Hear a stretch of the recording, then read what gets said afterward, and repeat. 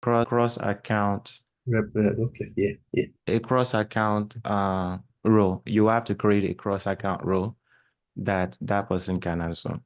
You are right. So that's one of the things I worked on this week.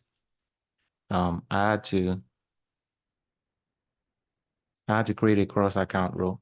So I want us to work on that together just to so you guys can see how it works and just to have an idea on it. Because it is not only something you do at work, it is also something that would come up on the AWS exam. And it could also be an interview question. So it is something you should know. Okay. So let's say this is my account and I am trying to give someone else access to my AWS account without sharing my username and password with that person. So there are two steps of what you have to do. The first one is in your account, you are the one giving someone access to your AWS account. In your account, you have to create an IAM role. So in your account, you have to create an IAM role.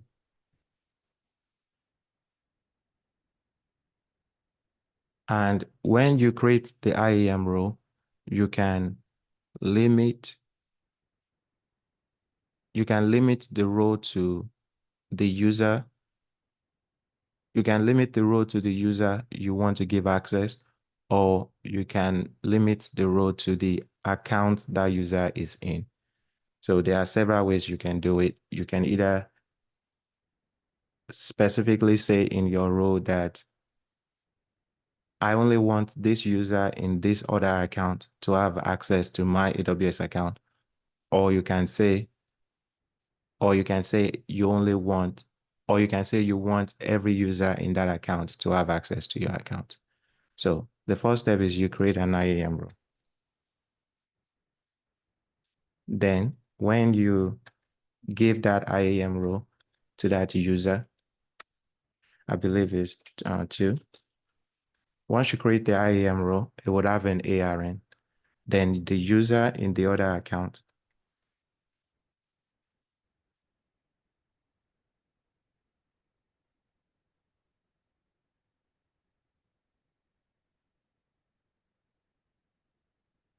and so So the user in the other account can assume the role, and the user will be able to assume the role using the ARN of this role you created. So um, who's logged into the AWS account? Do you want to test with me? So I would give you access to my account, and then you can test whether you can access my account. I can do that. Okay. All right. So can you provide me with the ARN of your IAM user, please?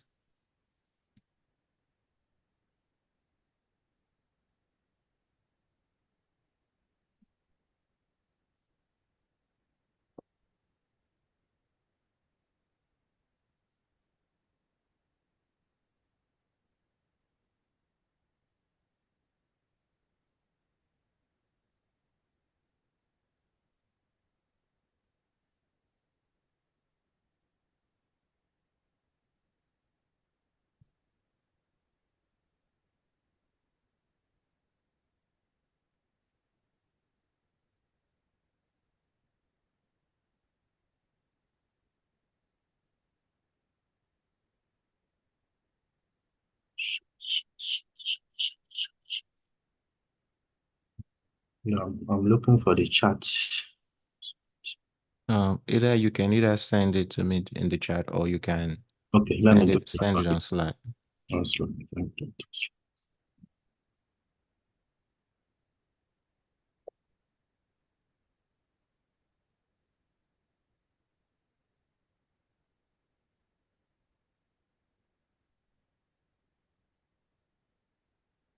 Send it on Slack.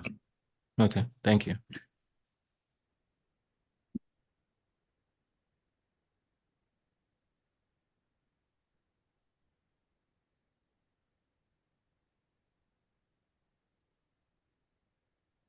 Also, I need the ARN of your user also. So go into your IAM and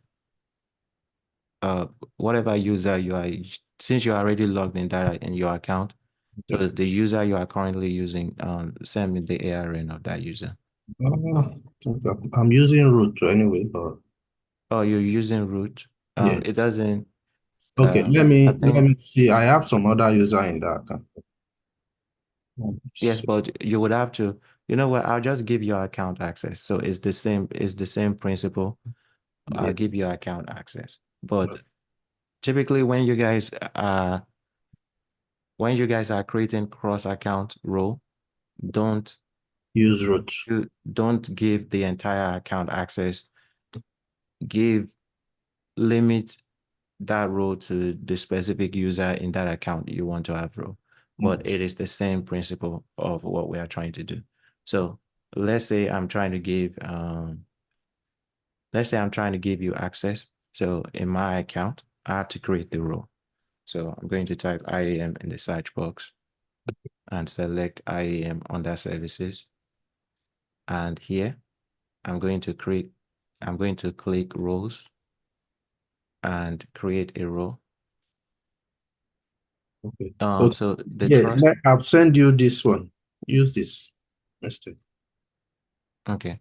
So your Terraform. Terraform user, you won't be able to log in with your Terraform user because your Terraform user has a programmatic access.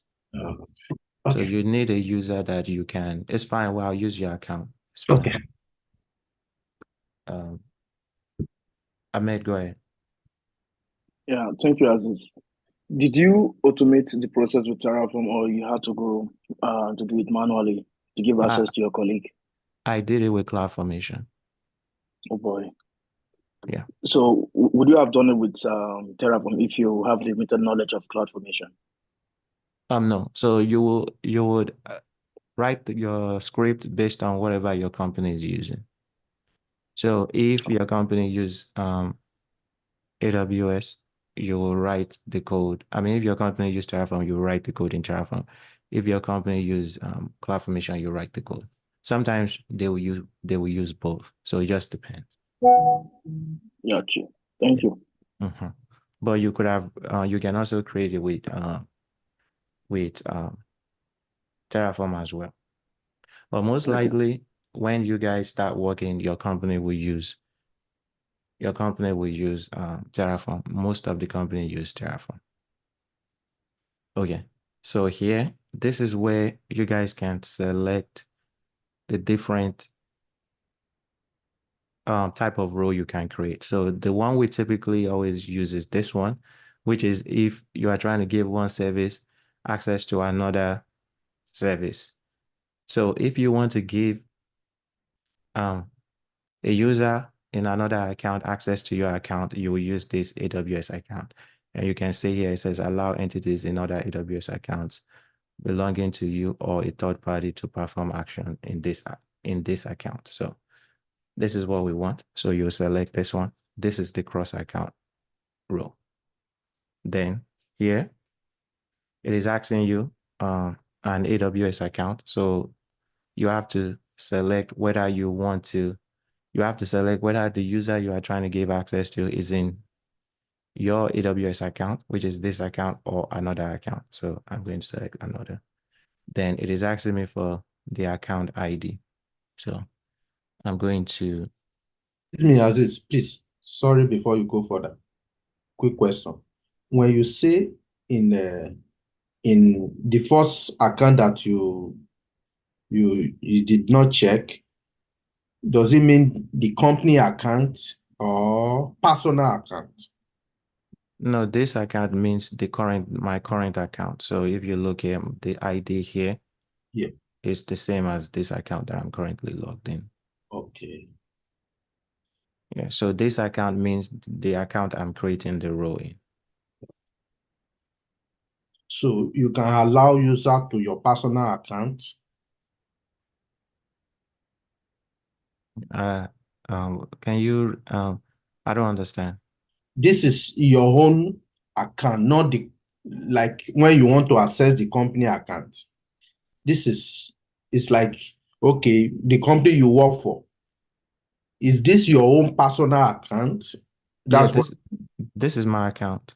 So okay. whatever account you are using to grant access, it is the same. So if this was your company account, it would be the same process. Okay, thanks. Yeah, so whatever account, there's no difference between you guys' account and your company's account in terms of what you have access to. It is all the same. So I'm saying if you are creating a role, you go to the IAM service and you begin the process of creating your role.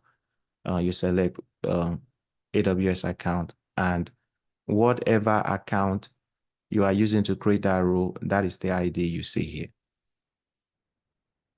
Then since I'm giving someone else in another account access, I'm going to select this one, and all I have to do is add the user's ID in here. So in here, you can either, it is asking for the account ID, but there is also a way you can limit it specifically to the users in the account. So here, I'm going to enter the account ID. So let me copy the account ID. Copy the account ID and paste it here. Then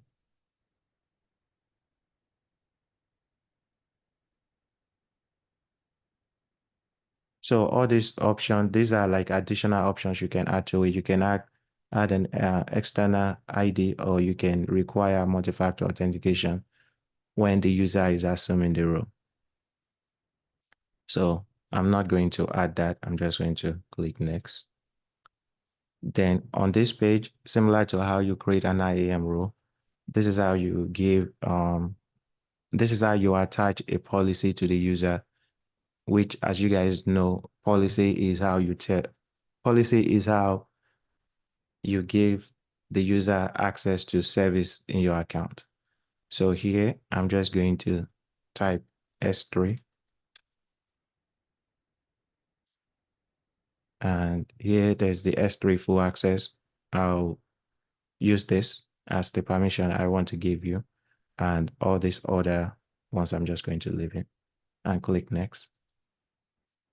Then on this page, you give the user, you enter the name for the role. I'm going to enter.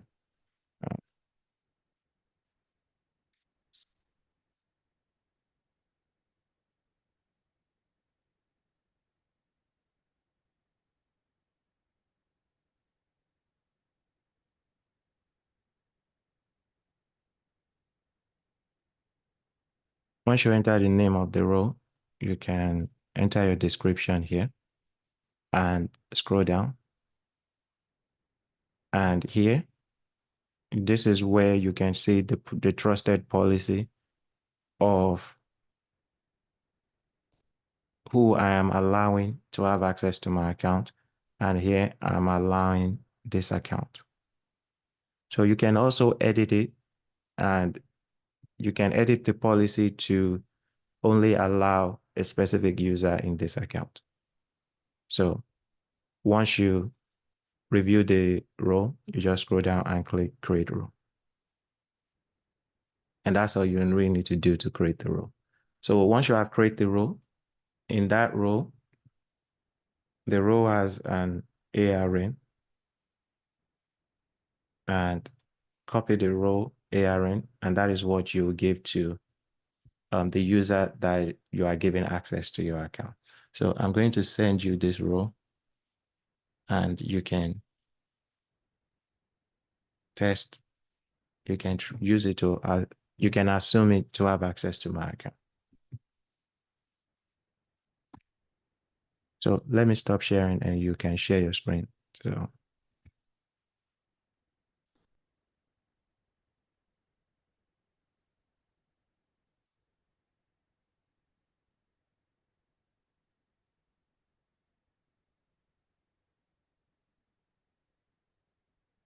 Are you still there? I'm here. Okay. I'm somewhat.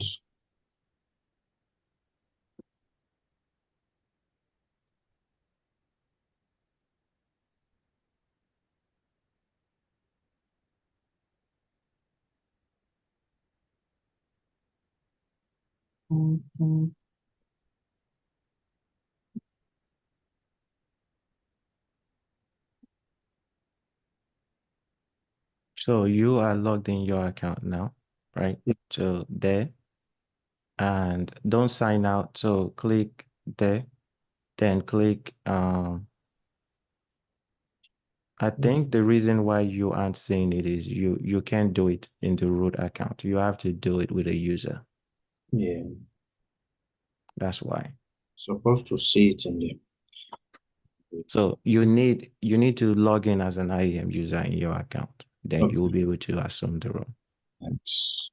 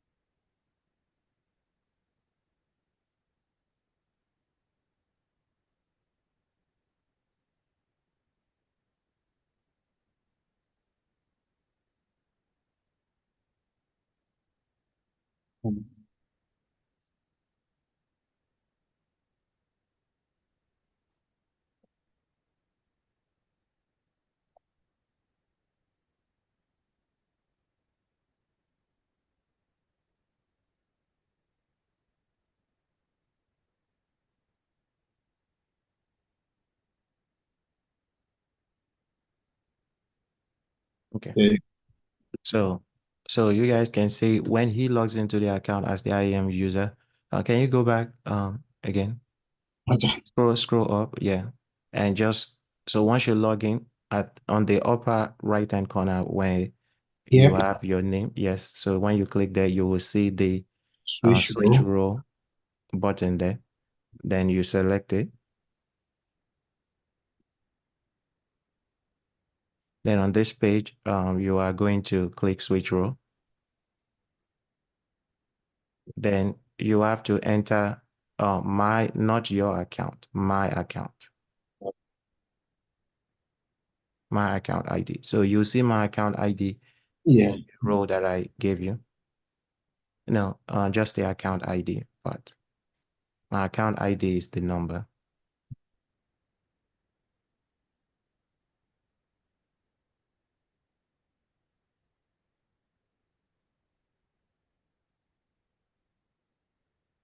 Row So, and you can, name. the role name is also the role I created in my account that you are trying to assume. The, Cross. Right? the name is also in the ARN I gave you, so you can copy it from there. It's just the last part of it.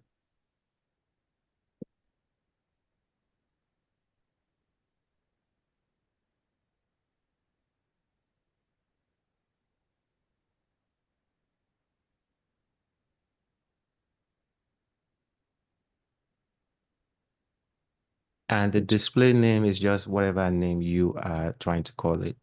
So when you are looking at all the different roles, assume role you have in your account, you can identify my account.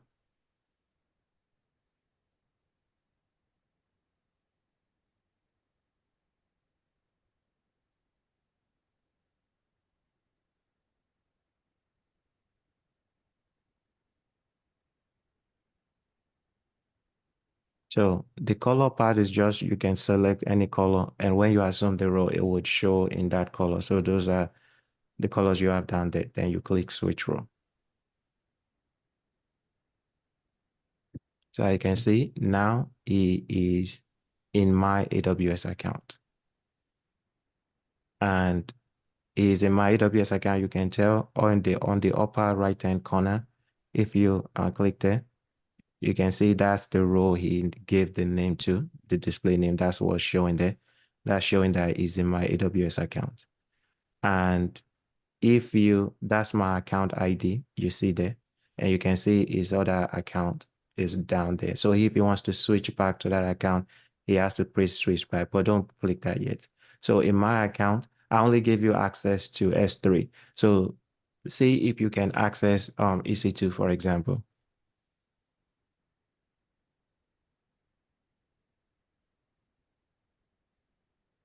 Access denied. Yeah. What about RDS or something? Any other service?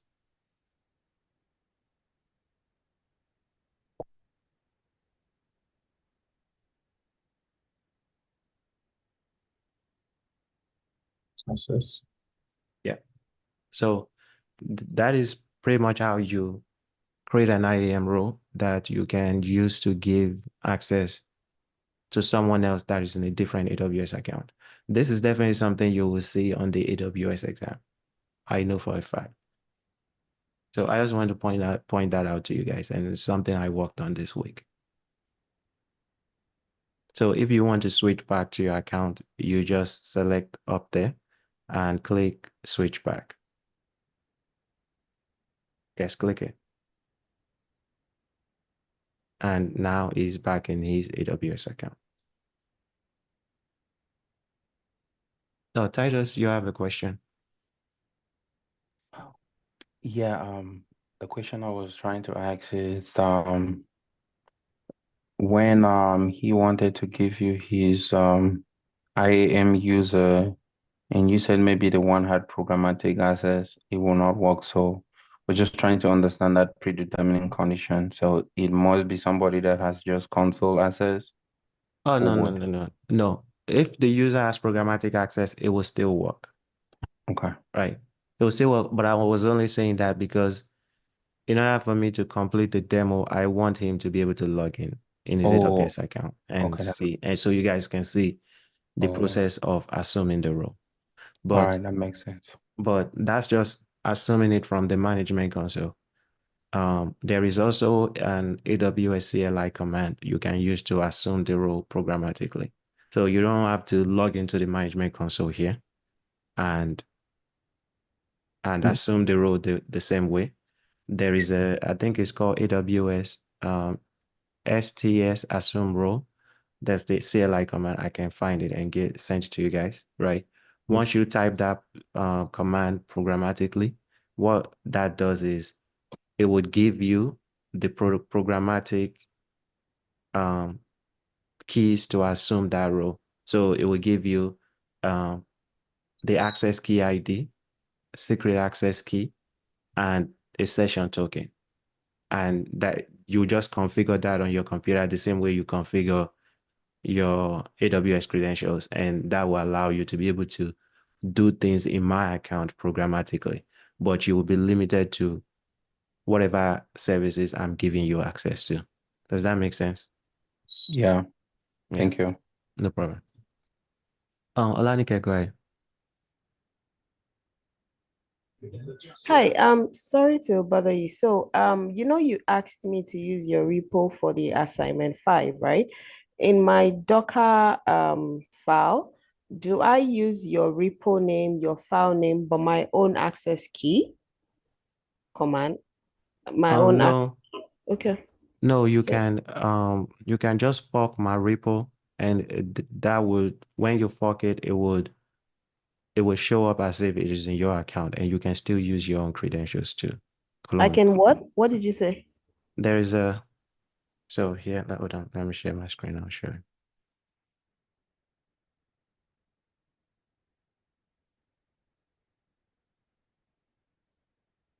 I might probably not say it in my account, but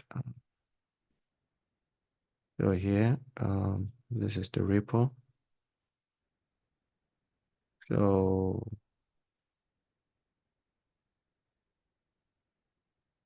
So you see here where it says fork. Yes, yes, I see it. So you have to click that, and that you can see other people. There are 21 people here that did the same thing, right? When you clicked pretty much fork it in your account, it would allow you, it would show up in your account as if it is your repo. Then you can continue to use your access key and everything. Oh, okay, that works. Thank you. Then last question, please. Since this file is already unzipped, I can just go ahead and delete the line of code that says unzip, right? In Perfect, my Docker correct. file. Exactly. Okay, thank you. Very smart. Exactly. So, Okay. yeah, good. Thank you. All right, Ahmed, go ahead. Did you have a question, or is it from the previously when you had your hands raised? Yes, my apologies. It was from the previous hand. Oh, okay, it's fine. Yeah. Wahab, go ahead. Hi, Aziz. I have a question. I have two questions Okay, sure. actually. One, when you gave them access, was it for the product? Was it for your company's production environments? And two, and I know you mentioned that you use CloudFormation. How did you deploy this? Did you just upload the stack in CloudFormation, or you use like GitHub Actions or anything else? So we have a process of creating, uploading our CloudFormation, deploying our CloudFormation stack into whatever account we have set up. So there's a pipeline that you can, you just put the script in one of the pipelines directory, and it will pick it up there and apply it in whatever account you want to apply it in. So that's the process we use. The account you give them access to is just based on what account they need access to. So sometimes it could be production, sometimes it could be sandbox, it could be dev account. It just depends on what account the person needs access to. Does that Okay, make thanks. sense? Yeah. Yeah, it makes sense. Yeah. So when you create this CloudFormation template, every company has a process they use. So for some company, it might just be as straightforward as you go into your account and deploy your CloudFormation template in that account using the management console or using program. There are several, you guys are aware that anything you can do in the management console, you can also do it programmatically. So if you want to run a CloudFormation stack programmatically, there's a CLI command you can use to do that. So it's just whatever. Sometimes they don't give you access to the management console.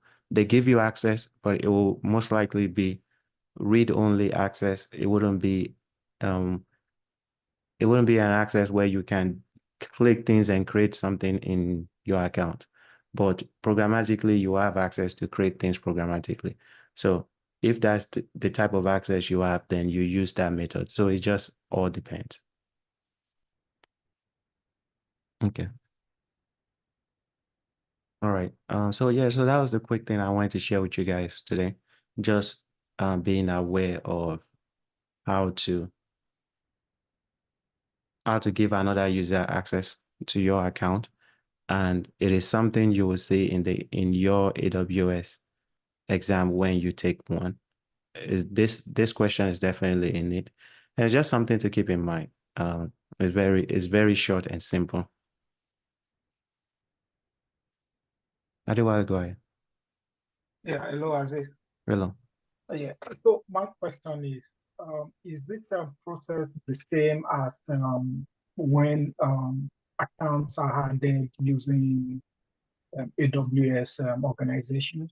Because I think I have seen a similar setup where accounts can be switched just the same way. I mean, roles can be switched just the same way you demonstrated here, but those accounts were handled Yes. through. Yes, it's the same way. So even if you are using AWS organization, whatever accounts are under your AWS organization would all not have access to each other. So if you want to grant access to another account that is in your AWS account, let's say you have an AWS organization, there's an account in there that you want to allow another account in your AWS organization to have access to, you will do it the same way. So the accounts we're actually granting the access to was accounts that was in AWS organization.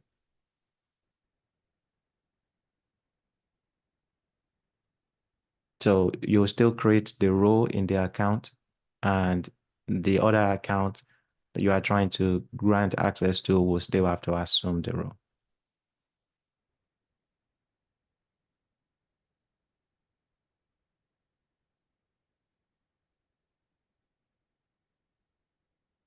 Mobin, can you rephrase your question? Are you saying can you only grant access to one account at a time?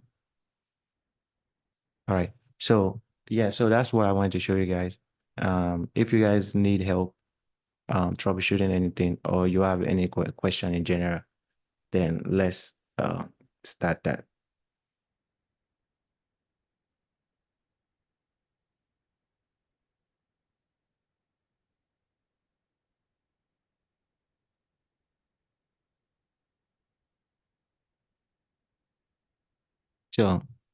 So that means you guys are fine this week. No one needs help troubleshooting anything.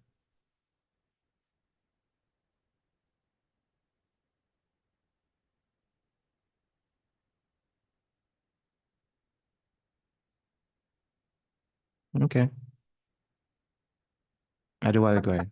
Yeah, I have a question. So my question is this: in a typical work environment, Mm-hmm. what is the essence of a testing environment? When you're running DevOps, plan things,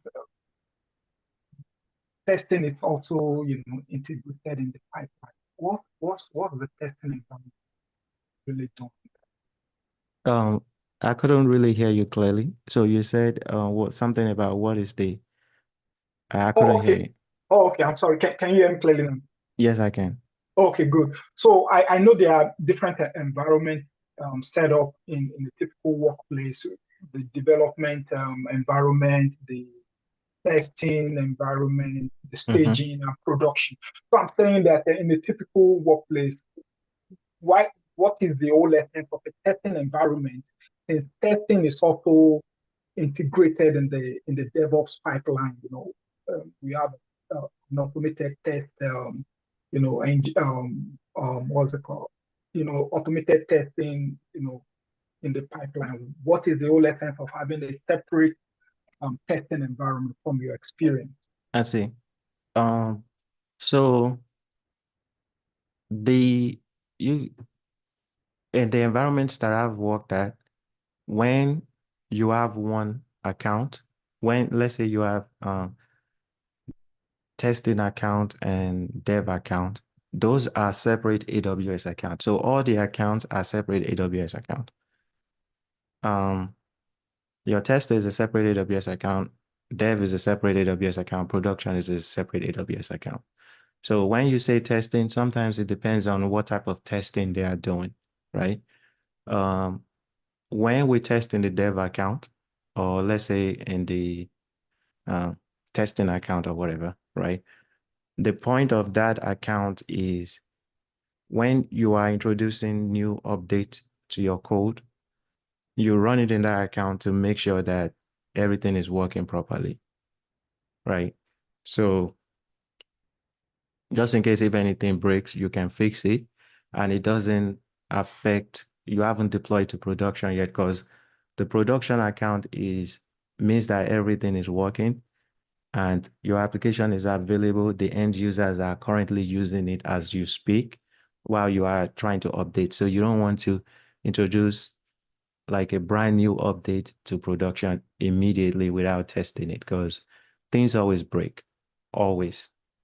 So that's the point of the testing. You test there, And when everything works, you just keep pushing the change up your pipeline, whatever stages you've set up to production.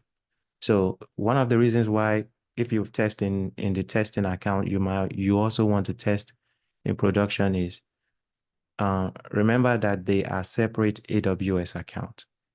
So whatever test you guys have put in your pipeline, when they are separate AWS account, it means that often the credentials that the credentials that the pipeline needs in the testing account will be different from the credentials prod is going to use to deploy. So you pretty much use whatever credentials prod needs, right? Typically that will work because unless you don't change anything, everything will work. But also in the environment I've seen, what they really test mostly is vulnerabilities in the application code. So it wouldn't be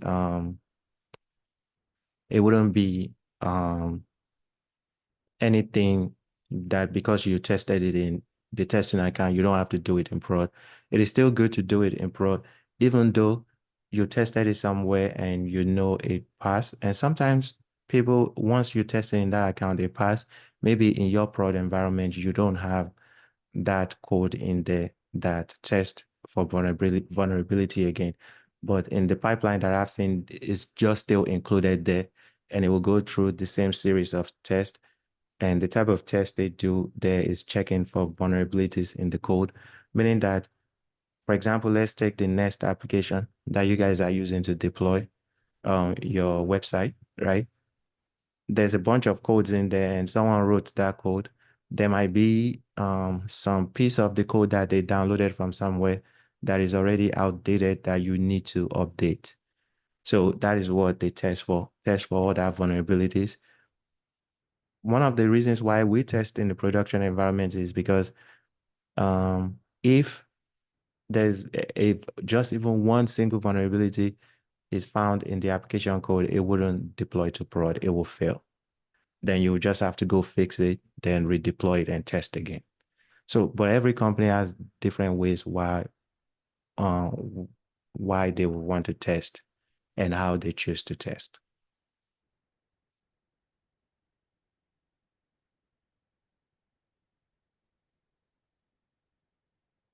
So someone said, are there still?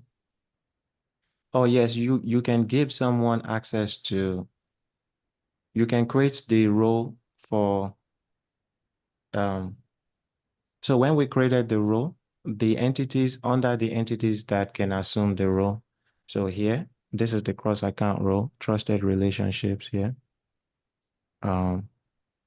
So for the entities that can assume the role, I believe in here, you can have as many as you want. So let's say you have multiple people you are trying to give access to. You can specify them here, I believe. Although when I did it, I only did it for one, but you can specify the ARNs here and they will be able to assume it. But then that just depends on if you are trying to give them access to the same thing. In this role, the permission I have is S3. So let's say there's a bunch of people you want to give access to S3. Yes, you can probably add their ARN here. But let's say some people need access to S3, some people need access to EC2. You would have to create separate role that has the permission to do so.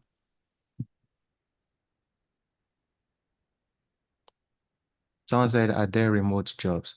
Yes, there are remote jobs. There's always remote jobs. So I always use Indeed. I'm not sure who you guys use. So if you go on Indeed, but you don't really have to use Indeed. And one idea I was thinking about is now that companies are using AI to filter resume and things like that, I'm not sure how effective Indeed would be or any of this job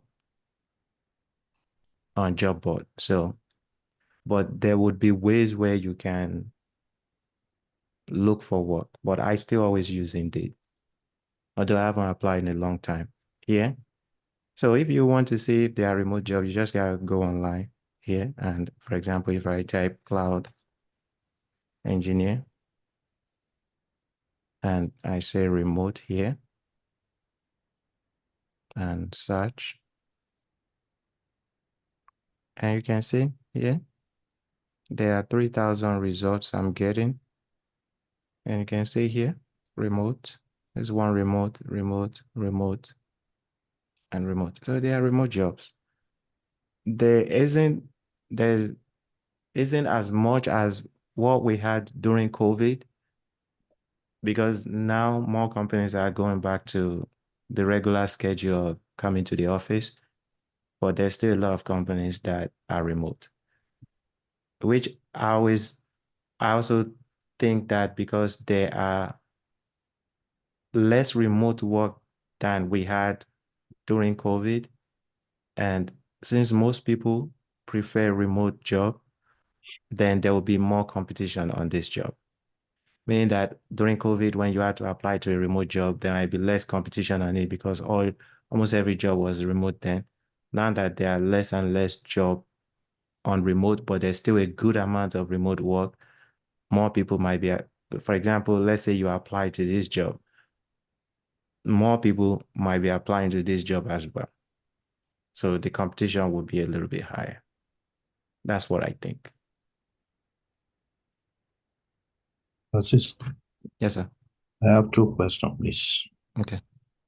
Number one, how do you delete the images from Docker desktop? Okay. I think it's Docker delete. So let me see. So here. RMI. So Docker RMI, the image name or ID. Okay. So it says Docker RMI. So I just always use the because I also have a habit of deleting all the images from my logo thing. I just use the prune command to just clear all the image that I built on my system. So if you want to delete a specific image, yes, you use the command. I'm not sure who said it. I think it's Web. I'm not sure. The Docker RMI image. Yeah. Just make sure you don't have any container that is stopped or running. And as long as it's not running, then you should remove the image. So Docker RMI and the image name or ID. Okay, thanks.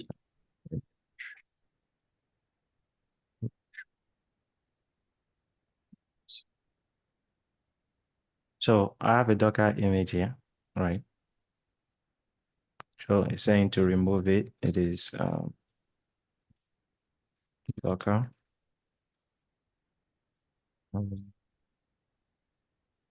The image. So you're saying the repository name or the image ID?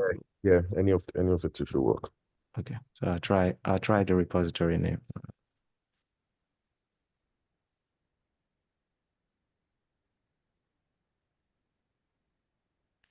Tagged, deleted. So now if I type Docker image ls again,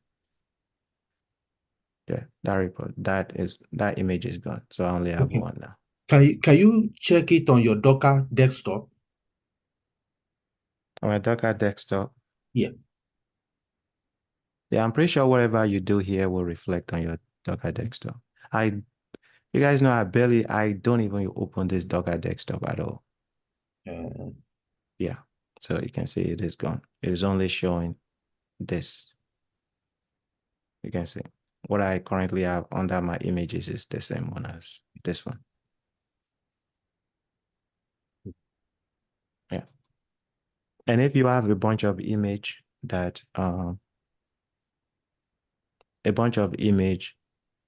you've built over time and you want to clear all of them at once, yes. Yeah, you can use I think the command is docker prune.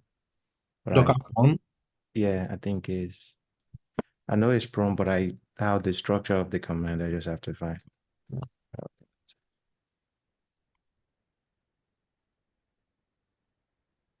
Docker system prune or something. Yeah.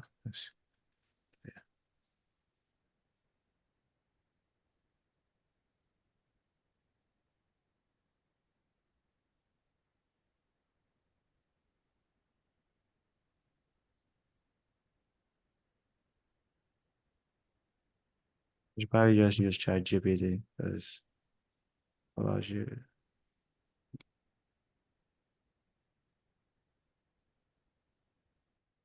So here, Docker image prompt, right? Or, but there's one for the system.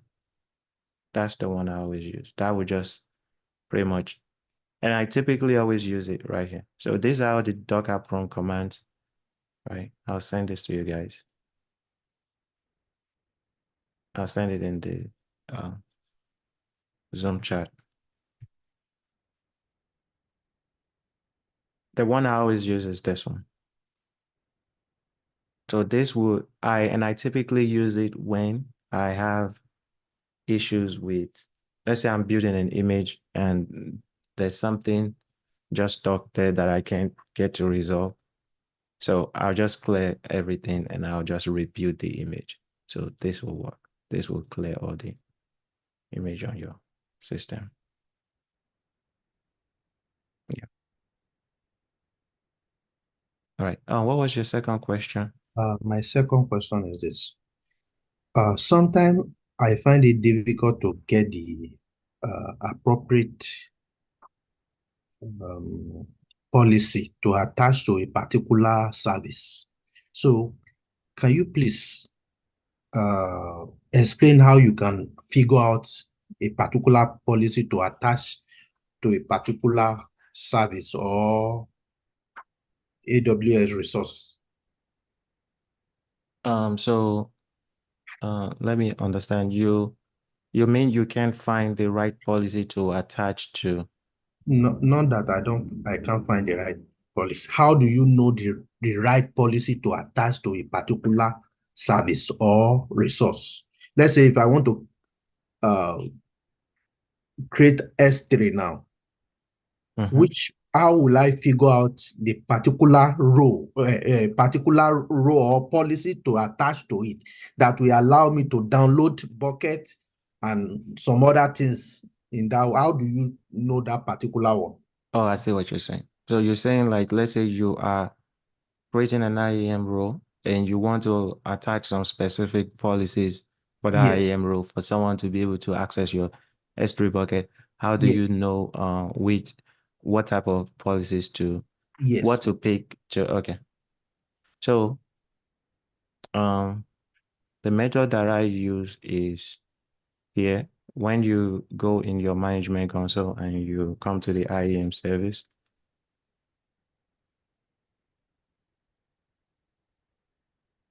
and let's say you are trying to create a policy that gives someone access to read an S3 bucket, right? So here I'll click create policy. And here, what service? S3. So when you select the service, then these are, one thing I like about this console is AWS allows you to pick everything. And once you pick everything, it will just create the JSON version of it for you.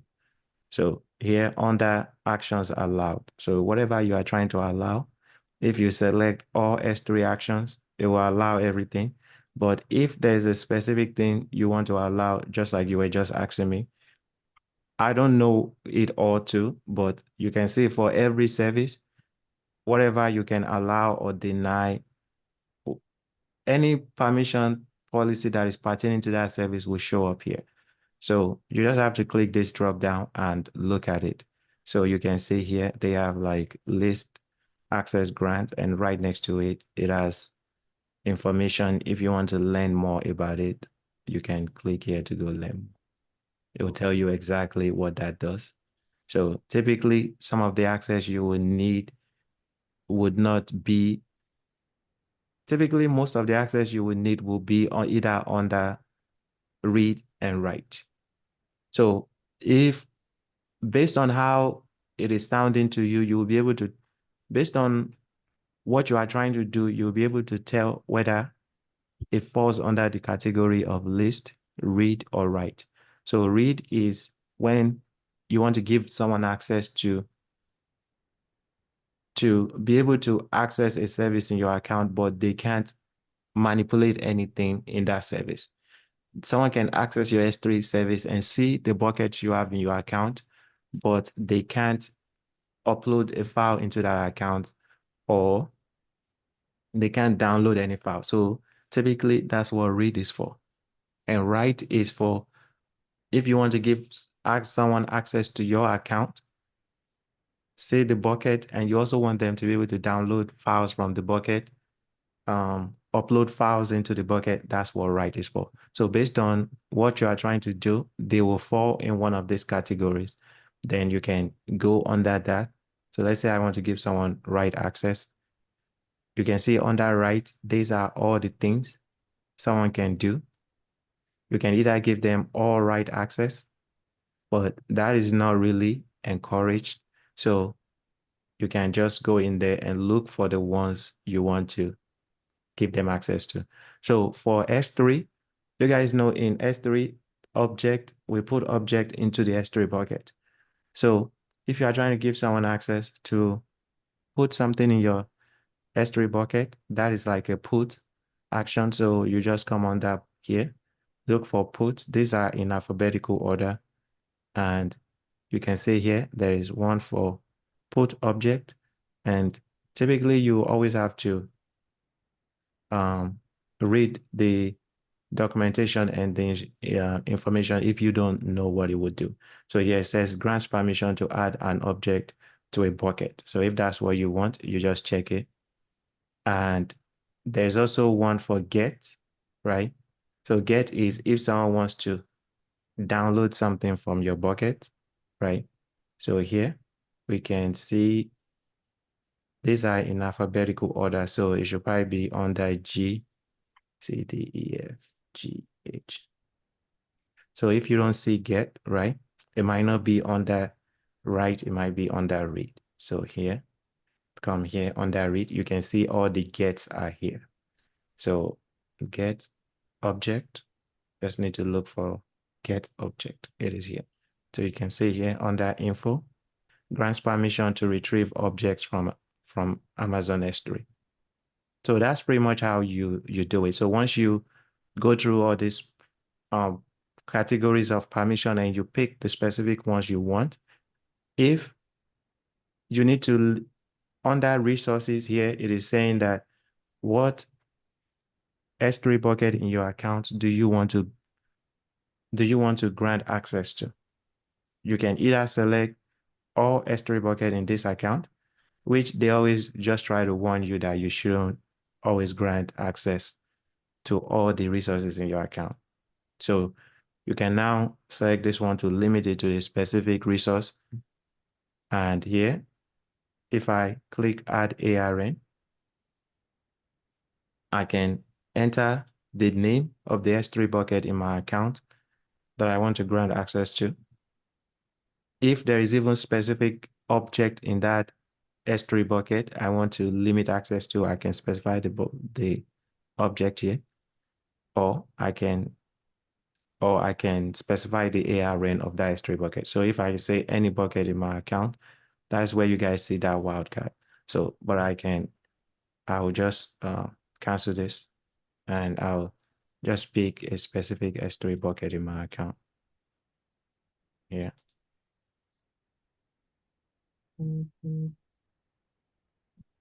So let me just pick just a random bucket, this one. This is the bucket name. I'm going to copy it. So here, if I click add ARN, so what this is doing is whatever, you can either put the ARN of the bucket here and click add ARNs, but let's say you want to just build the ARN yourself. Well, that's what this is doing. If I enter the bucket name here, it would build the ARN for me. So it's either you do one or the other. And so that's the bucket. If I want to limit access to a specific object in the bucket, I will specify the object name here. So for example, in this bucket, I have just one file in there. So if I want to limit access to just this file in that bucket, I'll specify that file named here. And if I want to grant access to all the objects in the bucket, I'll just click any object. So that's how it forms your ARN. And once you are done, you just click add ARN. And this is pretty much what AWS created that helps you pretty much pick your policy very easy. So once you have done this, the rest is just clicking next and creating that policy. And if you go up here under JSON, so when I write Terraform code, especially when I was writing one for the IAM role to be able to assume the role and I need to add some policy, this is exactly how I do it. So I will create it in the visualizer, which is what I just did. Go through the read and write and select what I need access to. Then you guys, once you've picked the service here, come to the JSON tab. It would write the JSON code here, and this is what I'll use in my Terraform code or my CloudFormation code. Does that answer your question? Yes, yes. Thank you so much. No problem. Right. Does anyone else have any question?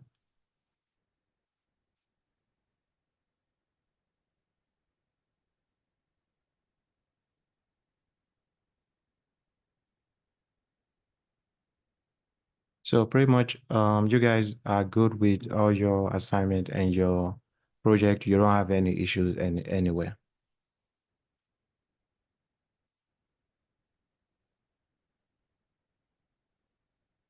Okay, well, if that's the case, it seems short today. So that will pretty much be it. If you guys have any questions or you need help with anything, please let me know. And I would definitely try to get online. So what I've been doing is I've been going online, try to do it every day. But I need to, but what I'll probably do is create a schedule of when I do.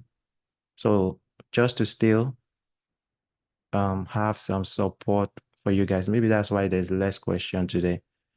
Because this week I went online maybe about 3 times and I was able to help some I was able to help the ones or people that needed help. So I'll try to create a regular schedule during the week for that. So that way during the week, you don't have to wait till Saturday. If it's something I can help you troubleshoot, then we can do it during the week. So you guys don't have any other question, because then that would be pretty much it for today. Oh, Evan, yeah. Can you hear me, Evan? Yes, I can. Yeah, that was what I wanted to like confirm from you because I think I saw you were live online. So I assume that those people you were helping, they had an appointment with you, right? Yes. So Okay. that's how I've been handling it now. For now, at least that's how I've been handling it, where when they reach out to me on Slack and they need help troubleshooting something, then I will schedule a time with them, and I've been handling it that way. But I want to have more of like a regular schedule where I go live that kind of serve as office hours where you guys know, okay, if I need to catch him, he will be online at this time. Just Yeah. like we have a regular schedule for today. Yeah. Okay, perfect. Okay, Okay. cool. So Mr. Henry, everything is going well? Because typically you always Yeah. have questions.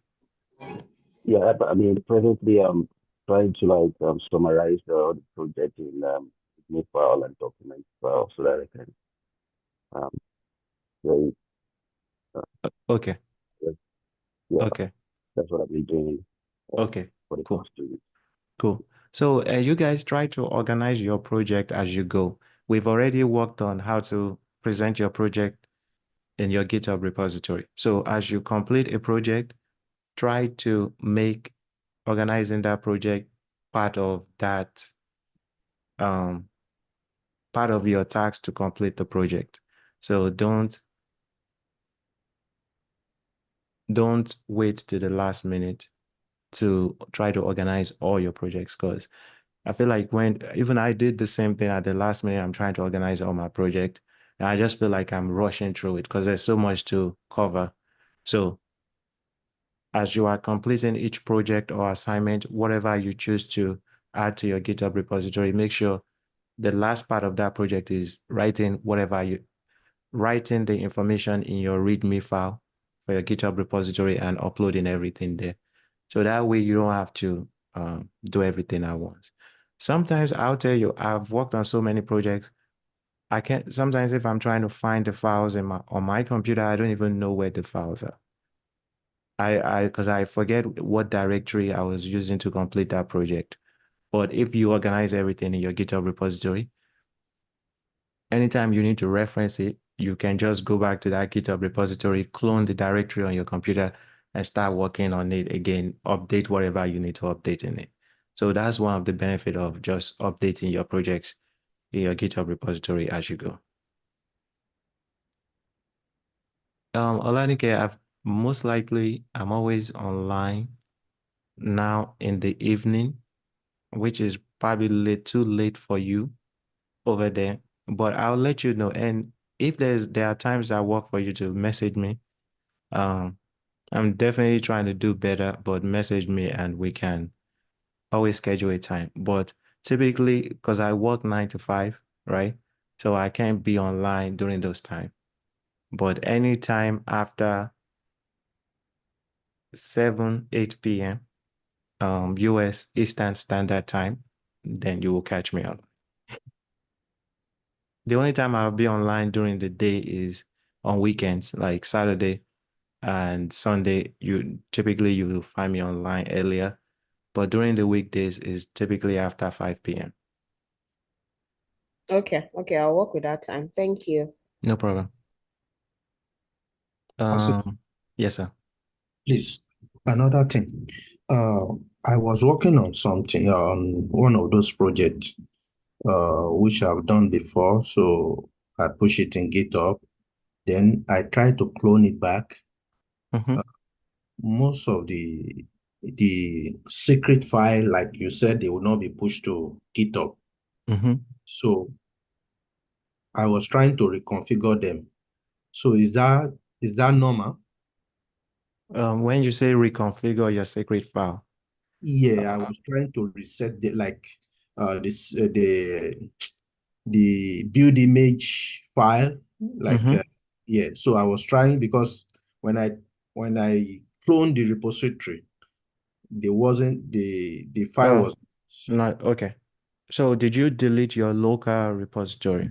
yeah, because I was trying to clone the repository. Mm-hmm.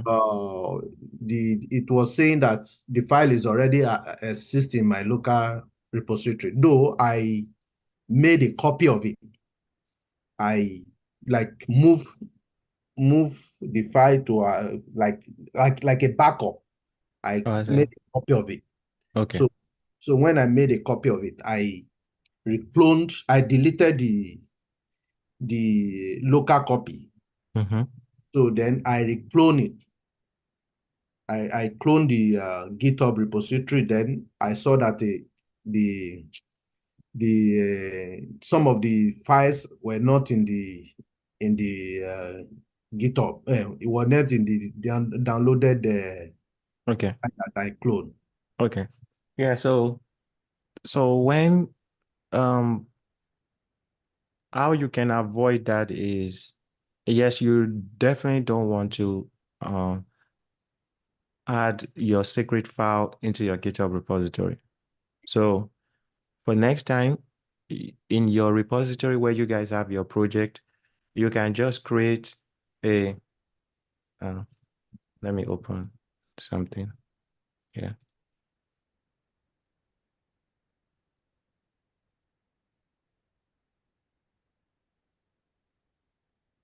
So let's say this is your Docker project, right? And we have our build image script here, which we don't upload into the GitHub repository. What you can do is just create a copy of this script. You can create a copy of this script. I copied it and I'm just going to paste it here. And you can name it like something. Typically, when you see it in other application code, they will just name it copy. So that way you know it's a copy. right? In this copy, you can just remove all your credentials. Okay. Then this is the one you clone in your GitHub. This is the one you push to your GitHub repository. So if, for example, your GitHub repository, you might be telling them one of the sections we have in there is how to use the repo, right? So you just tell them when they clone the repository and all that stuff, update the values for the build image. So that way, you know, when you are trying to work on this project, you update the values of this README file. So this is how I would do it. So that way you don't have to, you know, in this README file, you just need to enter the value. You don't have to type all this all over again. Because if you, let's say you didn't work on the project for a year, most of this value may be the same. So things that you want to, for example, any of this value may have changed in the year. You might choose to use a different RDS instance, right? So I will just put the bare bone of this script in the repository, and when you clone it, and you just have to update it. Okay. Yeah. Thanks. No problem. Okay. Does anyone else have a question? All right, cool. Thank you, and you guys have a good weekend. And I'll see some of you throughout the week and some of you next week. Have a nice weekend. Thank you. You do the same. Thank you. All right, bye. Yeah, bye. Bye. Thank you, Asif.